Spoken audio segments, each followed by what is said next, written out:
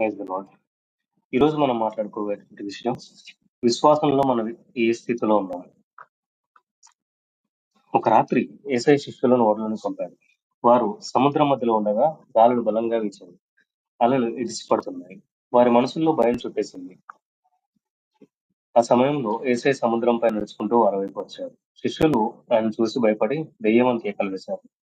అయితే యేసయ్య ఇక్కడ ఒక అద్భుతమైన మాట చెప్పాడు. ధైర్యంగా ఉండండి, నేనే, భయపడవద్దు. ఇంతలో పేతురు మనలాగే అనేక సందేహాలతో ధైర్యంతో ఉన్న వ్యక్తి ఇలా అన్నాడు. ప్రభువా, మీరు నిజంగా అయితే మీ వైపు నడవమని నాకు ఆజ్ఞాపించండి. ఇప్పుడు యేసయ్య ఒక మాట చెప్పాడు. సరే రా. అది చాలు. పేతురు నీళ్ళ మీద నడవటం మొదలుపెట్టాడు.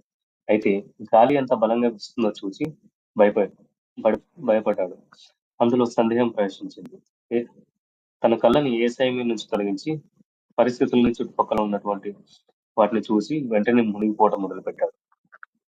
అప్పుడు పేతురు ఓ మాట అన్నాడు. ప్రభువా, నన్ను రక్షించండి అని. యేసయ్య వెంటనే చేయి చాపి పట్టుకొని బయటకు లాగాడు. ఇక్కడ యేసయ్య ఒక ప్రశ్న అడిగాడు. ఓ అల్పవిశ్వాసి, నీవెందుకు సందేహించావు?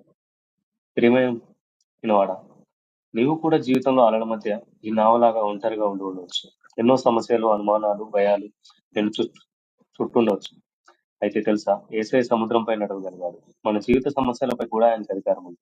నీవు కాస్త నమ్మికతో, ఓపికతో అడుగునిస్తే ఆయన చేయి నీ కోసం ఎదురు చూస్తుంది. అందుకే నువ్వు శోధనలో ఉన్నప్పుడు భయపడే వాడివి కాకుండా ఇలా ఉండు. ప్రభువా, నన్ను రక్షించండి. ఆయన ఎల్లప్పుడూ నిన్ను వదలకుండా రక్షిస్తుంటాడు. చిన్న ప్రార్థన. ప్రభువా, ఈ పదాలను విన్న ప్రతి మనిషిని ఆశీర్వదించు. వారి జీవితంలో ఈ గాలను నీవే నియంత్రించు. వారు భయపడకుండా నిన్ను విశ్వసించేలా చేయి. నీ చేతిని చాపి వారిని రక్షించు. ఆమేన్.